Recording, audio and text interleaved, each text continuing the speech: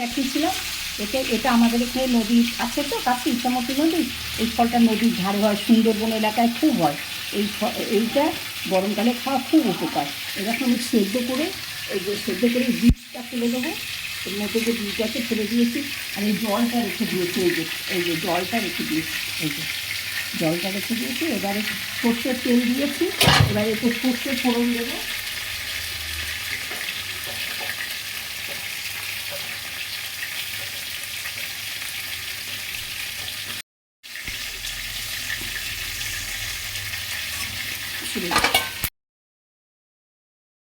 দিচ্ছি প্লেন নুন হলুদ দিয়ে খেলে সবচেয়ে উপকার। আর যারা না খেতে পারে তারা একটু চিনিও দেয়, আবার অনেকে চিংড়ি মাছ দেয়। আমি চিংড়ি মাছ দিই না, নুন হলুদ দিয়ে দেবো।